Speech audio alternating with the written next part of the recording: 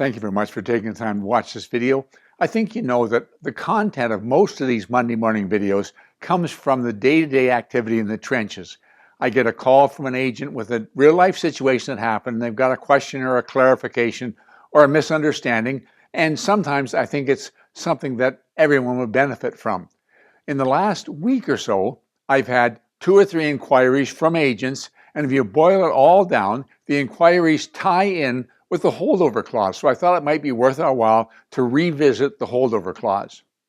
The first inquiry, an agent said to me, I got a call from a client and they want to put in an offer on a property that was listed. And while it was listed, they went and had a look at the property through another agent. The property is no longer listed. They want me to write up an offer. I didn't show them the property. Somebody else showed them the property. Can I write up an offer? And should I be going directly to the seller or should I be contacting the former listing agent? So they had some questions about that. The second one, the agent said to me, I had a property listed, and during the time I had it listed, an agent brought in a sale of property offer. We negotiated it and the offer got accepted. Well, the property didn't sell, and over time that offer expired, and now my listing has expired as well. The seller wanted to try a fresh start. They've listed with somebody else. And now the agent who brought in that sale of property offer contacted me. They said their buyer wants to bring in an offer again. What do? I no longer have the listing. If they go directly to the listing agent, do I have any opportunity to receive any money, or am I just out in the cold? And then the third one said that there was a property that was listed by another agent and my buyer submitted an offer. We negotiated back and forth. We couldn't put the deal together.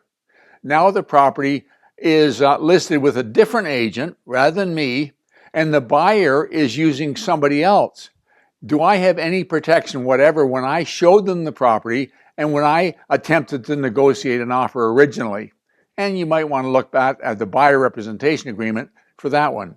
But the point is that all 3 of them tie into some kind of protection or not so of the commission. And so to review where we're at with this, let's talk about the listing itself. As you know, when you take a listing, it's for a fixed period of time. We call that the listing period. And there's nothing etched in stone how long it can be, a day, a week, a month, a year. And some boards require it to be so long before they will process it, but nothing in the law said it isn't legal and binding if it's a short period of time or a long period of time. And so we have the listing period.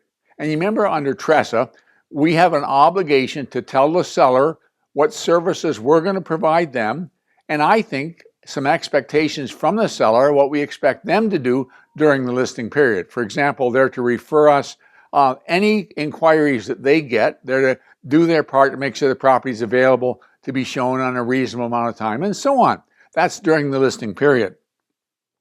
So, and then once the listing period is over, is that the end of it as far as any kind of an obligation between the seller and the listing agent?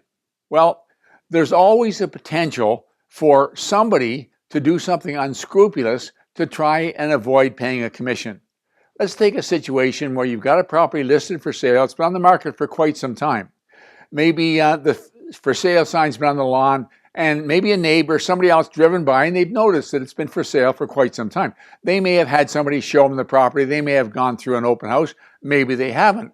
But at some point in time, they contact the seller directly, have a look at the property, say, I'm really interested in this property. I'm just wondering if there's some way we can do something without having to go through real estate.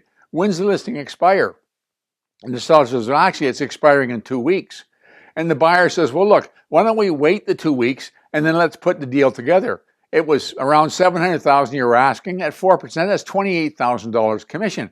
If I come in $14,000 less and you don't have to pay any commission, we both save $14,000. Sounds like a plan. And so they plan to do their own private deal, and the only person that gets burned is the realtor. So in anticipation of that, our listing agreements have what's called a holdover clause. And it says something like this. This is immediately after the clause on paying a commission. The seller further agrees to pay such commission calculated above if an agreement to purchase is agreed to or accepted by the seller or anyone on the seller's behalf within, when you fill in the blank, so many days after the expiration of the listing period. And in brackets it says holdover period. So long as such agreement is with anyone who was introduced to the property from any source whatsoever during the listing period or shown the property during the listing period. And so what they're saying is that if after the listing period is over, somebody who was made aware of it anyway, social media, saw the sign, came through an open house, had the property shown to them, they were made aware of it, and now after the listing expires, they decide they want to buy it, the seller owes the listing agent a commission during this holdover period. And you can fill in the blank whatever you want. Often it's 3 months, but there's nothing etched in stone that says it has to be 3 months. And so there's a certain guarantee there. The problem is you have to understand why it's there. So if it was just that was it, and a new agent listed the property, his hands would be tied, because it would say that if anybody was made aware during the previous listing, whether they came through an open house, saw the sign in the lawn, saw it on social media, were shown it, whatever, the existing listing agent would be entitled to the commission.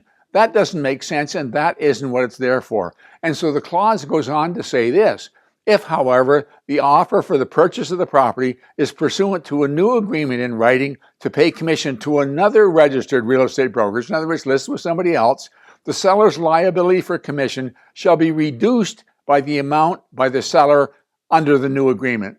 So if the seller was agreeing to pay 4%, he's relisted it with somebody else and he's going to pay 4%, he won't owe anything to the original listing agent. However, bear in mind there's always a way to beat the system. So go back to our original example where it was going to be around $700,000 and 4% was the commission, $28,000 to play with.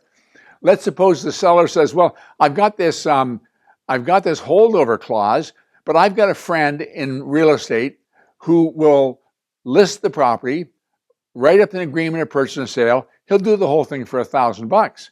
And so now instead of me paying $28,000, I'll only pay $1,000. We've still got $27,000 to divvy up between us. And so to prevent that, they've got this thing that if the commission is reduced, the seller is obligated to pay the difference. And so it brings it up so that it's there not to bind anybody's hands, but to make sure that the seller can't get away with something where he's not going to be paying a realtor a commission that the realtor earned. Doesn't provide guaranteed protection. Obviously, if you've had 3 months or 4 months to sell the property and it didn't sell for whatever reason, somebody else listed it, they're going to get paid the commission. You're not, but you are protected if there's something untoward going beyond scenes. But bear in mind that there's the obligation to prove it, and that's not always easy. If it's sold privately, you need to find out whether there was a commission paid. And if there was a commission paid, if it was listed and there was a commission paid, was that commission reduced? And you're not going to get help from the buyer and the seller. They want to beat the system. So there's a challenge. And what about the person that saw the property? If they're made aware of it by any means, that means they drove by and saw the sign. You should be protected.